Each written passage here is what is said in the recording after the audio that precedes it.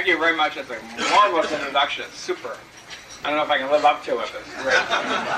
I tell you, this convention is a great convention. I mean, it's really unusual. I'm not just saying it because it's another convention I attended, because there are two unique things about it. One, for Libertarian Party conventions.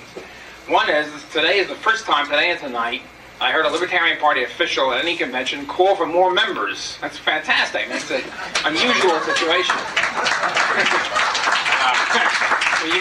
You might think it's puzzling why it's unusual. That's an interesting question. Why indeed? Actually, welcoming and calling for new membership. That's a great spirit in itself. There are too many parties, and I'm not going to mention the names in order to protect the guilty. There are many state parties which don't want to grow in membership. They feel we have enough members. We have 20 members. Why do we need more? Well, a strange attitude. And the second great thing about the Michigan convention here is that the first convention I remember since the 1970s. I've attended every national convention since 1975. And there are many state conventions, not every one, but many. It's the first convention since the 70s which focuses on ideas of liberty and how you apply it to the real world. The first time. It's a very unusual situation, so I applaud that. It's just great to talk about ideas. What else did they talk about? I don't know. But so I hope this sparks a trend of returning to talking about ideas at Libertarian Party conventions. Okay, I'll start with the general. One question always comes up, which will often come up at any rate. What's the purpose of the Libertarian Party? I keep getting questions like, should our purpose be to get more votes? Should it be to win elections? Should it be to spread ideas? I never understand the dichotomy here, because I always figured all of the above is my answer. That's the whole point. We grow in membership, advance the ideas, get more votes, and eventually get elected and mold back the Leviathan state. That I figure is the whole point of the exercise here.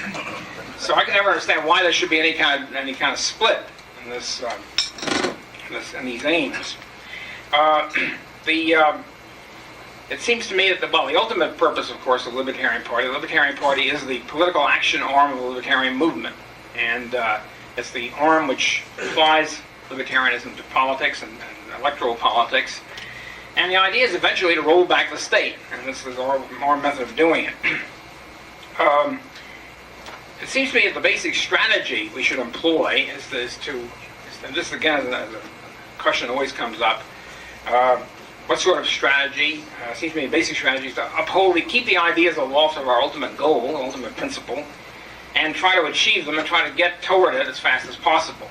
This would seem to be almost banal, but it seems to be a controversial in the movement. There are two, Marxists worked this out. The Marxists are very good strategic theorists. As a matter of fact, before they started collapsing about a few years ago, they spent most of their time arguing about strategy, not about principle or whatever, but simply how to approach, how to change the world, how to take a situation which they were very much opposed to and how to bring about a very different one. And the Marxists identified two basic deviations, so to speak, two basic erroneous strategies, and I would endorse this with, of course, a different twist. One is what they call opportunism, which I think is often rampant in the movement. And what happens there, I've seen this happen in many libertarian organizations, because I've been around the movement for about 43 years I've been a libertarian. Good God. At any rate, what happens is, your goal is to advance the ideas of liberty. That's the objective, okay? And you want to do it as rapidly as possible and as effectively as possible. And so you try to build an organization which will accomplish that. And what begins to happen, sometimes very quickly, and other times after a long period of time, begins to happen as subtle or sometimes sudden shift of emphasis. So the ends become the means become the end. The objective, which had been advancing liberty, now becomes keeping the organization going, keeping the payrolls going. And so, then you change the output in order to maximize your input, so to speak. So the ends and means are transposed. As my friend 𝗲𝗍𝗍𝗆 used to say, one of my early mentors in the movement, that is when the organization takes on the dimensions of a racket.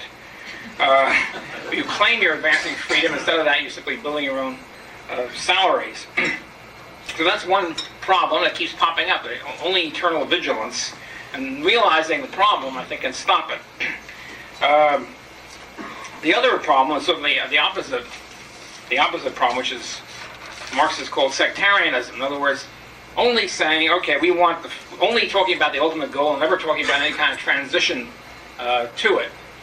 I think the best, most extreme example of that is the old, fairly lovable socialist party called the Socialist Labor Party. I don't know if anybody here has heard of it. For good reason, nobody's ever heard of it. But at any rate, the Socialist Labor Party has been in existence since about 1890 or so. They've gotten no place, and their strategic outlook is simply to publish one pamphlet, and the one pamphlet has different headlines. They keep up to date. Their outreach program is to change the title. In other words, they'll say, "Are you worried about? Are you worried about nuclear war, pollution, unemployment, whatever the situation is?" Then they reprint the same pamphlet, and the answer is socialism.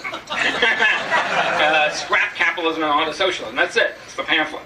So it hasn't been very effective. It doesn't really grab. It's not a grabber. Okay. And there are a lot of libertarians, I think, who tend to have that same emphasis. Okay, smash the state. That's it, and without any kind of intervening analysis. Okay. Well, how do we? So what do I think is the correct strategy, so to speak? I think the correct strategy is to hold the ultimate goal objective, always keep it in mind, and then offer what the Marxists call transition programs. Okay. So the transition program to a taxless United States is abolishing the income tax. That's a good, solid transition program. Go for that.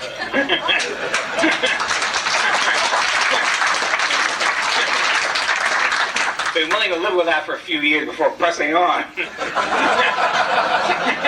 So that's the transition program. However, there are a couple of important criteria for transition program. One, it should be consistent with the objective, with the goal. Okay, I think it's very important. This is what liberals mean when they say the means should not contradict the ends. I think it's clumsily worded, but basically it's that you advance a transition program and shouldn't undercut the ultimate objective. So you don't, for example, if you want to abolish the income tax, you don't say we should have a huge sales tax, because of course what usually happens, you have both. You wind up with both. See, our objective is not to help the state along and try to advance this program. Our objective is to try to whittle it down. Okay, so that's one thing. Should any proposals advanced should not contradict the ultimate objective. And the second thing, the means should be pretty radical. Okay, the transition program shouldn't be so moderate that everybody snoozes off. I have a couple of examples from the early days of the Libertarian Party. The Libertarian Party really first flourished in New York City, the heartland, of course, of libertarianism, as we all know. With a stunning mayoralty race in 1973, Fran Youngstein got 9,000 votes or something, which was great for that time. And so, buoyed up by this resurgence, they decided to run for governor the next year. 𝗟𝗶𝗍𝗆𝗆 ran for governor. They decided on a soft core program because they really thought they were going to either win or at least get a lot of votes. You have to appeal to the public. Soft core program. So 𝗟𝗍𝗆, I forget who the other turkeys were who ran against them, Democrat or Republican. But at any rate, it was 1974, and 𝗟𝗍𝗆's great radical program was we should cut taxes. Cut state tax. Well, big deal. I mean, both the Republican and Democrat also said the same thing. So we were stuck with a situation where you have the Republicans and Democrats both saying we should cut taxes. Taxes are too big. And meantime, this radical, crazy new party also says the same thing. What's the point of voting for the radical, crazy new party if they don't offer any alternative? Okay, so naturally, it was a big flopperoo and lots of hysteria coming out of it. And 𝗟𝗍𝗆 left the party shortly thereafter. A disillusioned, broken man. And the New York Party has been declining ever since. I mean, every year it gets fewer votes. But at any rate, there's no point in selling out in that manner because you don't offer an alternative. There's no point in calling for 2% income tax cut, things like that. There were many great things about the Clark campaign in 1980, but the content was not one of them. The content was Clark offered the big centerpiece of the Clark campaign, which is very well funded, and a lot of TV ads, which we haven't had since. The centerpiece of the Clark campaign was a 30% income tax cut. Unfortunately, Reagan was saying the same thing. He was also offering a 30% income tax cut. The question is, if a Republican who has a good chance to win offers a 30% cut, and a Libertarian, who's a crazy new party, also says we're in favor of a 30% cut, who's the average anti-tax person going to vote for? Well, the answer is obvious. It ain't us. So that's the sort of thing. We have to offer a clear-cut, radical alternative to the existing system to give people a reason to vote for us, to break their habits of a lifetime and vote for some kooky new party. Okay, so that's, I think, the strategic guidelines there. So the Libertarian Party, now we begin to get to the controversial stuff. The speech. Libertarian Party has what I consider a great platform. It was built up over many years. I'm one of the architects of it. I was on the platform committee for many years. And we built it up as specifically to take our principles, which are our great principles, and apply them to political issues. Okay? Because to make the connection, and just say you're in favor of freedom is not enough. It's great, it's fine, but it's only the first step. Okay, you guys are in favor of freedom. How do you apply it? Okay, here's where we apply it. Bing, bing, bing. Well, this upset a lot of people, including many libertarians, and it's a constant call for either getting rid of the platform, which is almost impossible to do because the way the bylaws are structured, once the thing is frozen in the platform, it's almost impossible to get rid of it. And the other proposal, which unfortunately carries, to have a program, which is a short platform, which essentially is an end run around it, to appeal to the average person because the platform is considered too radical.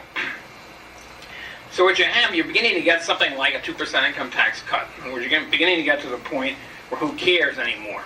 So that, I think, should be combated. I think the platform is a great platform, and I urge you all to read it. That's true. See, the complaints are that it's too long. It's much shorter than the Republican and Democratic platforms. Believe me, those are a couple hundred pages apiece, and this is still fairly short. One of the things which has puzzled me for a long time, I've not received an answer yet. I'm open to any kind of suggestions. I'm not open to many things. This is one of the things I'm open to. And that is, why is it that the voters apply a much different standard to us than they do to the Democrats or Republicans? They vote for the Democrat or Republicans, this guy's a little bit better for him. Yet with us, they say, well, you have 100 positions, I disagree violently with one of them, therefore I won't vote for you. Why do they do that? Why do they have to agree with every damn one of the planks until they vote for us? I still don't understand this. Maybe 𝗕𝗶𝗿𝗁𝗲𝗍𝗶𝗆 has a place after all. I'll kind of explain this. Gene Burns was a sometime candidate for president. I think he was just a great candidate. And unfortunately, things happened and he never continued to be nominated to the nomination. He has a great concept. By the way, he's one of the greatest speakers I've ever heard, bar in any party. Anyway, his concept was a freedom train concept, which I think is terrific. Namely, he said this, of course, much better than I do. He's a radio talk show host, and he's a great voice. He said, basically, look, if you don't agree, we have a freedom train. We're going on the way to freedom. I invite you to get on the train. If you don't like what after we go 80% of the way, or 60% or 90%, you're free to jump off or get off at any time. But join us in the meantime. I think it's a great metaphor, and I think it's terrific. I'm sorry they didn't continue the nomination. At any rate, so I think that sort of thing might be a good answer to this. Nobody wants you to agree 100% of the thing. I mean, it'd be great if you did, but we don't require it as a condition for voting for us. Okay.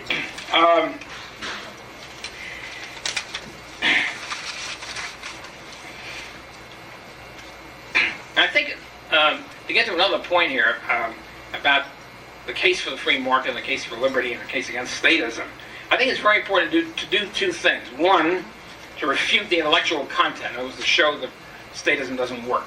That's great. I'm not against it. I'm all for it. I do it most of the time. But there's something else that I think is also important, namely to show it's not just intellectual error. Okay, this is where I agree with the public choice people. It's not just intellectual error. People aren't that dumb. A lot of people benefit from this stuff. We have to expose the fact that they are ripping us off. And one of the advantages of this is it gets people hot under the collar, as they should do. In other words, if you say, well, the farm price support program is a beautiful example of this. It doesn't work. It's irrational, etc., etc. It's all true. It hurts the consumer. People will say, yeah, okay. They sort of walk off. They don't really care that much. It's like my students or anybody else has students in the classroom. But if you say they're ripping us off, these are a bunch of thieves, they're looting our pocket, then they start, they pay attention. They're interested. It rouses them from their usual torpor. So the moral argument is actually an extremely important one, and even from utilitarian grounds.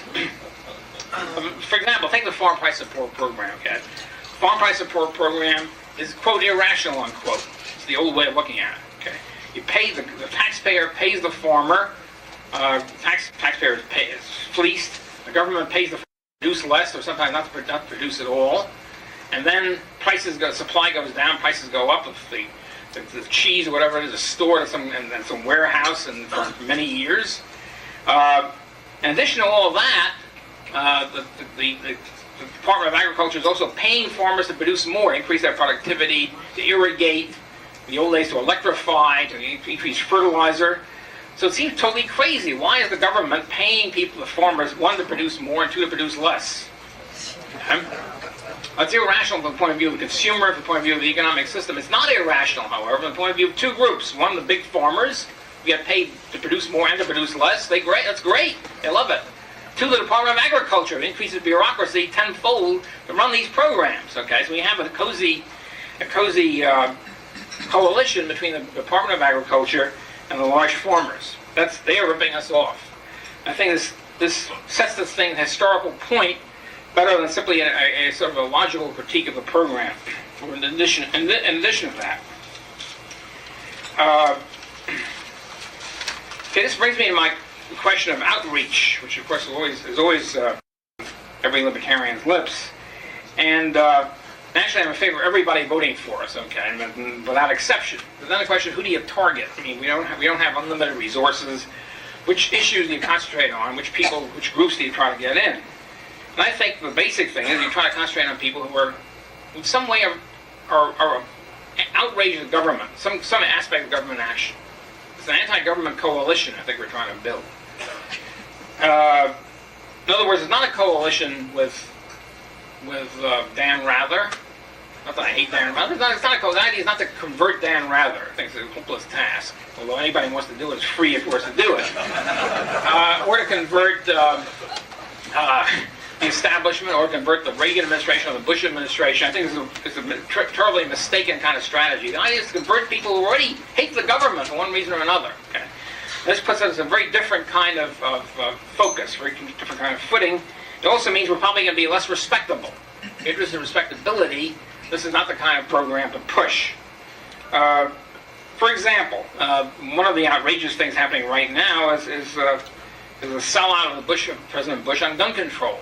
And President Bush, lifetime member of the National Rifle Association, allegedly opposed to gun control. As soon as the crunch comes, which means anything at all, as soon as somebody uses a gun to shoot somebody, bingo, we have to restrict imports of guns and all the rest of it. So this is a powerful program for the people out in the boonies. Okay? It's not a good. I admit it's not a good program for urban America.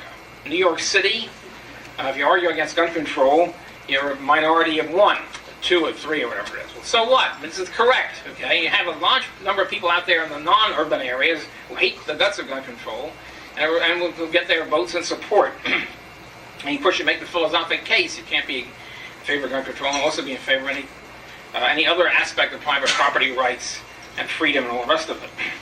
So that's just one aspect of policy which might be unpopular, but it's very important to push, and which you get the votes and support and financial support, even of a lot of people who are very interested in the topic, like the extreme wing of the National Rifle Association, not the sellouts who are running it right now. Okay, that sort of thing. Okay, there are other aspects of this. I've already alluded to some of it in today's panel, this afternoon's panel. The whole drug program. Here's a beautiful example of tying in the war against drugs, of tying in civil liberties, personal freedom on one hand, and private property rights and economic freedom on the other. Because both of them are going down the tubes as a result of the totally insane war against drugs, which is not going to win, hasn't won, not going to win, it's hopeless. And the result is, of course, to get the government in every aspect of our life. It's very much like Prohibition in the 1920s. It's outlawing liquor, and then shooting everybody who mobilizing resources of all government at every level to seek out liquor, pry it out, kill anybody who has a still, and all the rest of it. And it means also, of course, that it doesn't outlaw prohibition, doesn't outlaw liquor, it simply drives it underground and gets it lower quality. Of course, there's no quality control in the black market, and the thing is prohibited, so you get people dying from methyl alcohol, the poison kind of alcohol, and things like that. You don't have Seagram's selling their brand name in an illegal situation. So, and the whole thing is essentially a scam whereby, well, two things. One is a scam whereby the government is on the take. I mean, the reason why we're not going to repeal the war against drugs, we're not going to legalize it very soon, is the whole darn government is in on the take. I mean, from the feds to the police to the Drug Enforcement Administration, all the rest of it, and foreign dictators and everybody else. This whole vast network, a whole business of being in on the take because of the outlawry of drugs. Ron Paul made, I think, the best single statement of his campaign, which will come back to haunt the drug war people, because the media remembered it, is if the government can't even keep drugs out of their own prisons, how can they do it anyplace else?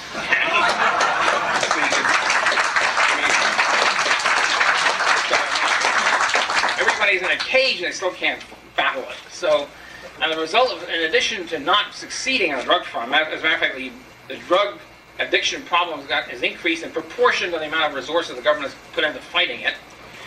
In addition to all that, of course, they're using it in order to tyrannize over everybody's financial records, or everybody's bank account. You can't use cash. You use cash. Hey, you got a wad of cash. That means you're a drug dealer. Why else would you use cash? Why else would you use the beloved government banks? Okay, so this is a move towards a method of moving towards exchange control and trying to outlaw cash and all the rest of it. And nobody else, and people, and Ron Paul would meet media people and so forth, and government officials, even they admit this. They admit it doesn't work. They admit, and they still, of course, have to be publicly committed to the so-called war. Eventually, it's got to crack. I mean, what proportion of gross national product we have to invest in the drug fight until the whole thing is seen as hopeless? I mean, 50%, half of the GDP going into the drug war. I mean, whatever it is, the whole thing is ridiculous. Okay, so we can be in the forefront on the drug question. We have been. I think we've done that.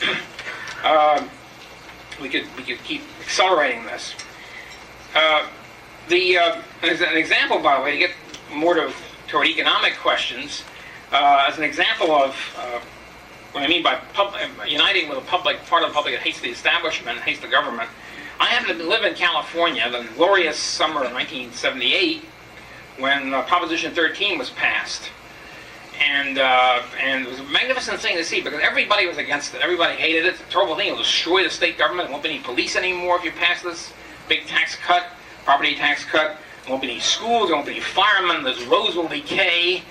And none of it worked. I mean, the whole big business, big unions, big government, our beloved teachers' unions, the whole group weighed in. The press, the media, TV, everybody attacked it. Irresponsible. How can these people be so irresponsible in favor of cutting the property taxes by 2/3, a terrible thing?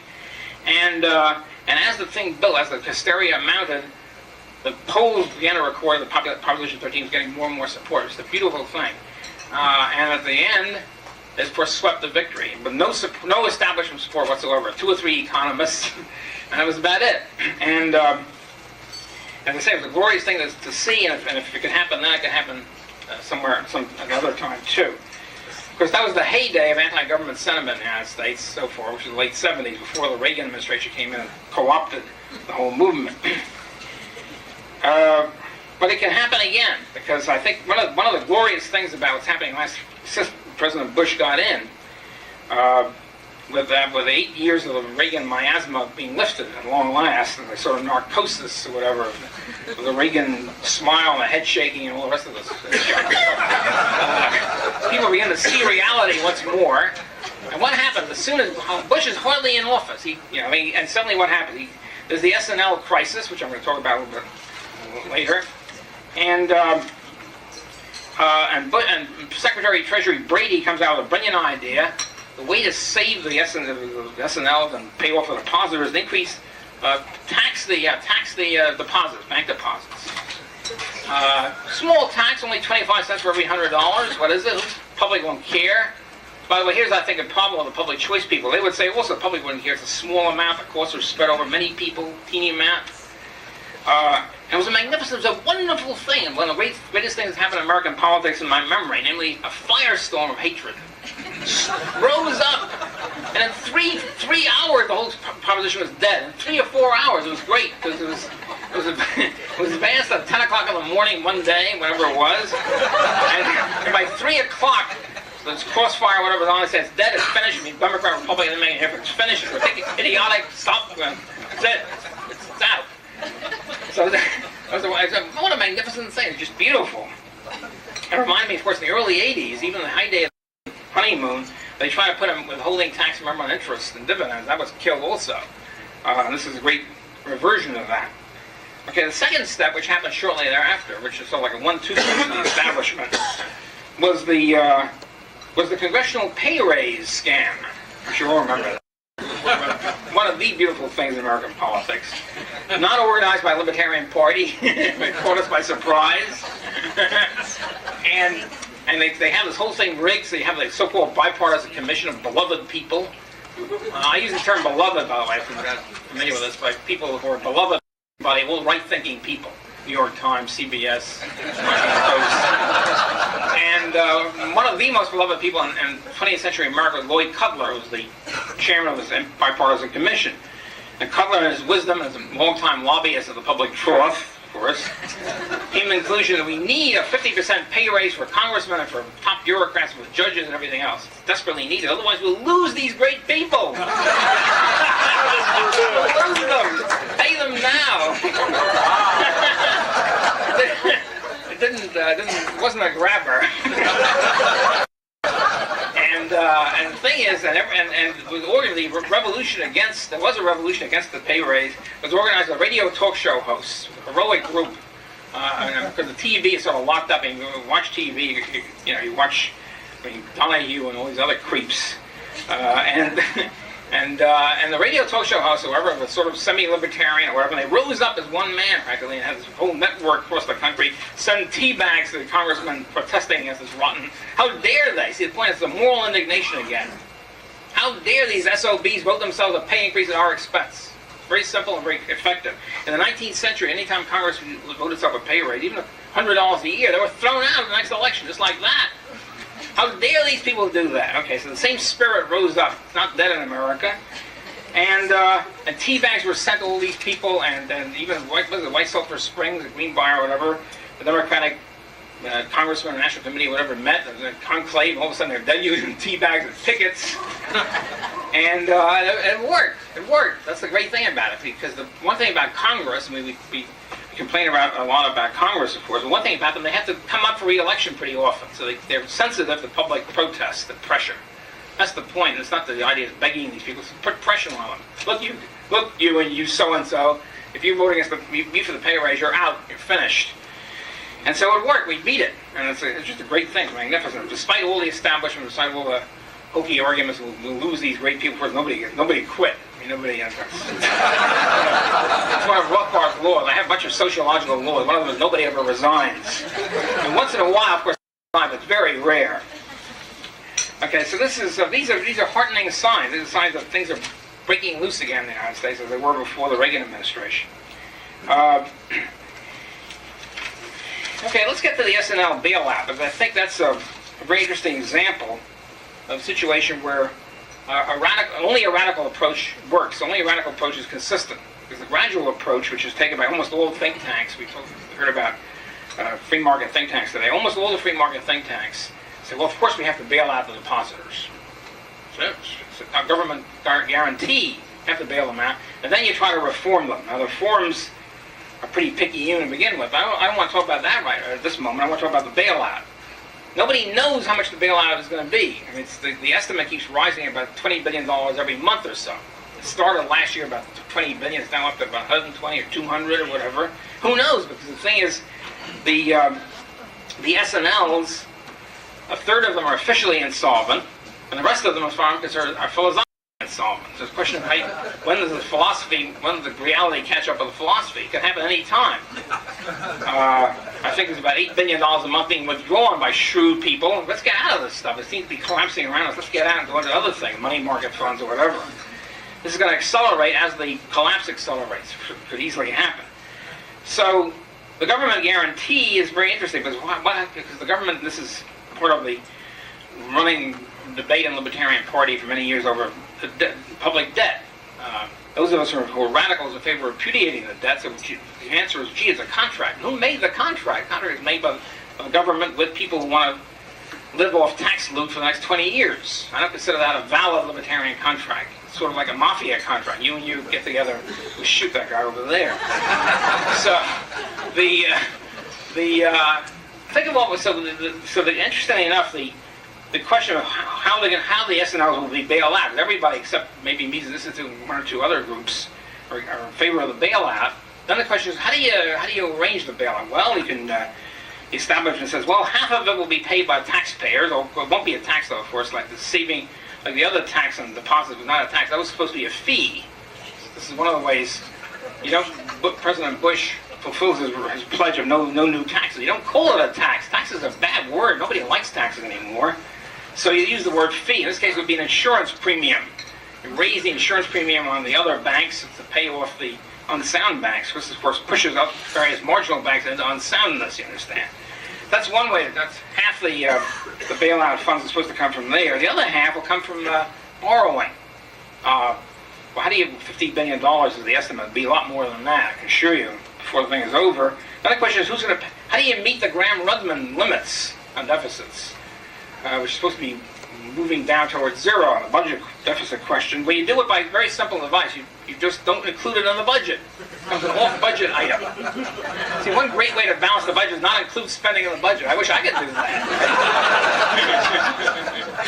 It's an off-budget item. Or you create a phony new outfit called a Resolution Finance Corporation, something like that. And they'd float the bonds, and they wouldn't be officially part of the government, so it doesn't really count. One interesting thing is the third method, you see, which they don't mention, the way they could really pay off the depositors is very simple. Seems very simple. It's really, of course, the foundation of the Fed power. Is to just print money and pay the people with it. Print the currency and give it to them. Why don't they do that? Why don't they print $200 billion and give it to the depositors and write the whole thing off? They could do it. There's no law against it. They've got the unlimited power to counterfeit, which is the Fed. The reason they don't do it is kind of interesting, because if they do it, it'd be super, hooper, duper inflationary, because people then deposit the cash in various banks, and there'd be a 10-to-1 increase in the money supply, like that. A couple of $1 trillion increase in the money supply. They don't want to do that. They don't want to acknowledge there's a problem here. It's fractional reserve banking to begin with, so they don't talk about it. So at any rate, what would happen if, this seems like a hard situation, the depositors will go through the ringer indeed, take that radical stance. However, look at the great thing about it. If you allow the savings loan banks to go bankrupt and allow the depositors to take the bath, one, it would relieve the taxpayers of $200 billion or more of new taxes or new inflation, or however they're going to hugger-mugger this. And two, our beloved depositors and savings and loan people will learn a valuable and instructive lesson. Namely, never trust the government again.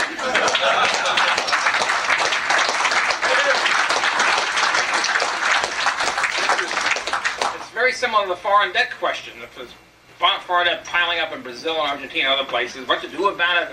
What to do about it? Just don't write it off. Okay? Which means the Brazilian taxpayers don't have to be fleeced some more, the American taxpayers don't have to be fleeced some more, and the banks will finally engage in some honest accounting, which means they'll go under.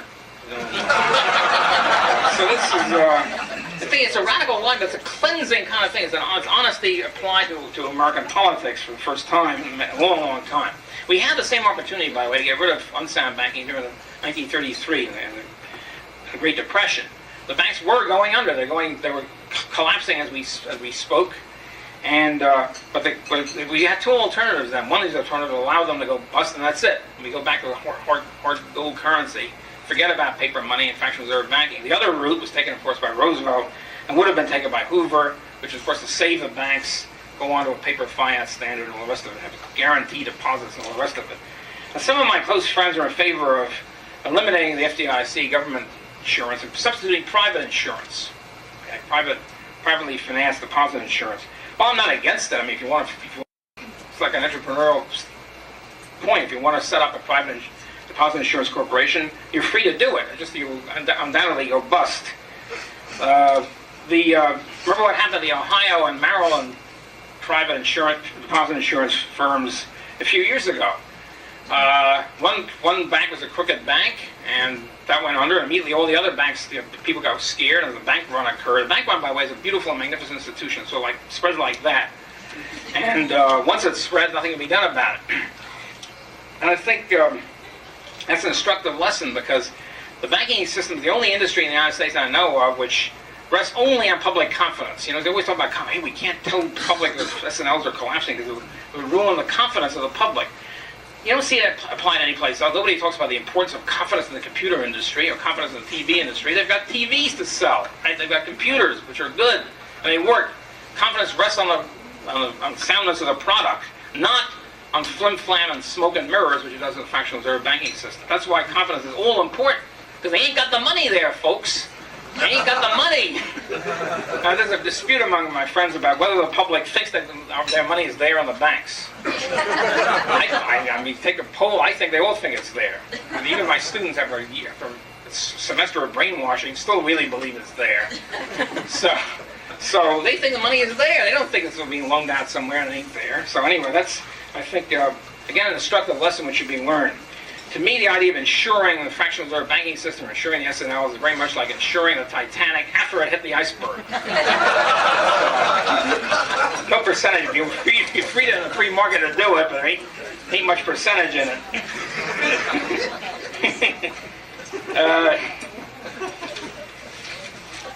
Okay, so, by the way, free enterprise, it seems to me, I'm getting kind of irritated at the idea that if you're a small firm, if you own a restaurant or whatever, you're allowed to go under. If you're a big business, if you're a Continental Illinois Bank, or if you're Lockheed or Chrysler or the S&L industry, you can't be allowed to go under. You're bailed out automatically by the government.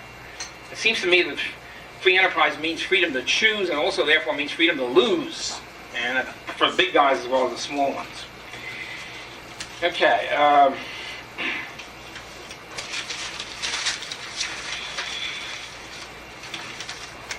Okay, I think if I haven't succeeded in alienating everybody yet, I may as well deal with two more points on current policies and current issues.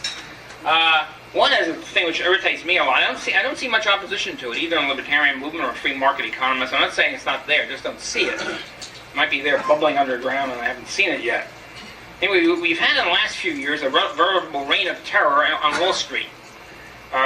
Many of us have our least favorite politician. It's very difficult. When I think about my least favorite politician, it's very difficult to decide among a rich tapestry of choices. If you focus on this guy, yeah, he's the least favorite. You focus on somebody else, yeah, he's the one. But my particular favorite is Rudolph Giuliani, the heroic Savonarola of Wall Street.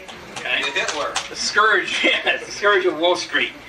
And Giuliani is, as you probably know, he'll probably be the mayor of New York soon. And his big thing is using the power of the state apparatus, including all quasi-illegal means, certainly unlibertarian means, to what? To combat the evils on Wall Street. What are the evils on Wall Street? Well, things like insider trading, which as far as I'm concerned means if you talk over a martini, you say, gee, Jim, I know that so-and-so's XYZ Corporation is going to merge with ABC Corporation. You're arrested. It's illegal. Somebody's spying on you. It's inside trading, evil. Lock them up. And the idea that somehow an unfair advantage, if you know something more than the other guy and therefore profit from it, that's what free enterprise is. It's knowing something more than the other guy and being an entrepreneur and profiting from it, whether it's the stock market or business in general. This is a direct assault on free markets, and free enterprise, and private property, and all the rest of it. It's a victimless crime, just as much as prostitution and drugs. It's a victimless crime. It also helps the economy by siphoning control and ownership of assets of corporations to the most efficient people, those who know more than the other clucks. Okay, and for this they are persecuted. Prominent investment bankers were dragged out of their office in manacles and chains by Giuliani's thugs. And what does the public say about it? I mean, usually I'm optimistic about the public, but not in this sort of situation. They don't understand that they're good when something taps their pocketbook, like a pay raise or something like that. They don't understand that. Something on Wall Street, they're all for it. Yeah, these guys. One of my least favorite news things on television is the man on the street interviews. I don't know whether it's the real man on the street or whether they select it that way. A bunch of bozos from beginning to end. And when they arrested some of these Wall Street insider traders, they asked these guys, "What do you think?" I think the Ivan Boesky case. What do you think of the Boesky punishment? It's too good for him. There's $1 billion fine and then 5 years in jail and prohibiting him from ever trading in security again. Too good for him. They should lock him up and throw away the key. This seemed to be the modal argument, the modal opinion of the man on the street. And if you talk about the civil liberties or property rights of Wall Street people, it seems, they're rich, who cares about their rights? I think it's extremely important for us to get into this. To me, one of the most interesting aspects of this was the New York Times headline. New York Times always tries to be very objective in their headlines and their reporting. But this time they weren't very objective, even by New York Times standards. And the big headline was something like this. I wish I could remember the exact quote. On the financial page, which is even more neutral than the other parts of it, it was something like this. Income so big that even Wall Street can't stomach. That was the headline. And the income referred to Michael Milken, indicted for $1 billion fine, 550 years in jail, whatever the penalties are, for the crime of inside trading, plus takeover bids and all that, which I'll get into in a little bit. And the comments about Milken's $550 million a year income. Okay, 3 people in particular, the New York Times quoted as attacking this bitterly. It's too much, it's monstrous, so on. One was, of course, our old buddy John Kenneth Galbraith, who you can expect that from Galbraith. All right, Galbraith was made millions by attacking everybody else's affluence. That's his contribution to social life. The other was Donald J. Trump, with all the nerve saying, "You can be happy on less money than that." What gall, what chutzpah. And third was none other than our old buddy who practically runs the country, David Rockefeller, who says, if somebody can make that much money, it shows there's a serious imbalance in our financial system. So what are we looking at here? We're looking at a situation, I think basically what we're really looking at is the old corporate elite, which was inefficient, which has been shafting the stockholders for a long time, suddenly finds a system whereby people like Milken can finance takeover bids and get the corporation out from under inefficient elites and onto new and better owners. And so who pay stockholders more money. That's really what it's all about. People like Rockefeller are almost the embodiment of the old-fashioned corporate elite. So there's another factor here, too, which Mises pointed out years ago, namely, very rich people tend to be in favor of progressive income tax. You wouldn't think of that. But very rich people essentially live off inheritance, off inherited wealth. They don't like new upstarts coming up with labor income, which is what Milken's income was, of course. It was a percentage of commission of income he got for the firm. So you have a war between the old-fashioned inherited wealth and people coming up on the outside, fast on the outside, doing better things. Actually, the whole Milken point was made possible by the Williams Act, the nefarious Williams Act in 1967, when the corporate elites were being hit by takeover bids so that people could get stockholders together and offer them higher money, more money than they're getting now per share. It was outlawed by the Williams Act. And the Williams Act cracked down on takeover bids and ordered, as soon as you amass 5% of any corporate stock, you have to go public, you have to announce it, announce your intention to have an eventual takeover and wait a certain time period to do it. This, of course, meant opportunities for arbitrage and all the rest of it. And what Milken did was a tremendous financial innovator to get around, by takeover, by leverage buyouts, to get around, and so-called junk bonds, to get around this prohibition. The Williams Act was passed by the beloved Senator Williams, who was then beloved, not now.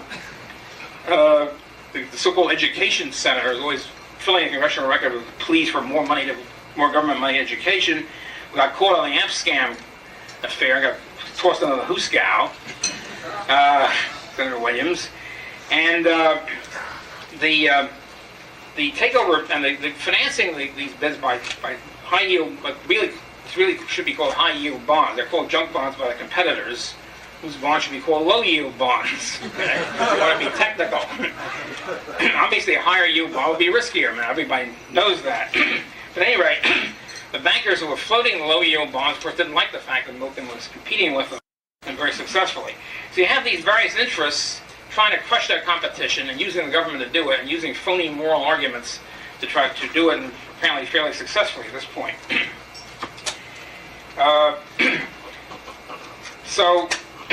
Okay, my final, to say, if I haven't succeeded in alienating everybody yet, my final example here of a current issue, which I think almost everybody is wrong on, which I think libertarians should sail into, is the Alaska oil spill. I'm sure you're all familiar with. I couldn't see anything on TV. TV news are getting to the point, all you get is medical news, and once in a while you get something of the Alaskan oil spill.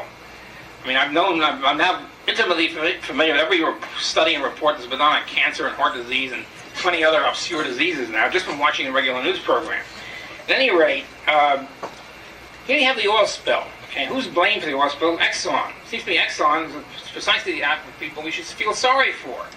Exxon loses 10 million gallons of oil, which is approximately $5 million, plus the money they have to pay, and I think correctly so, the people who lost that because of the oil spill, the fishermen, and all the rest of it. Okay, so Exxon are the losers, allegedly from allegedly drunken sea captain.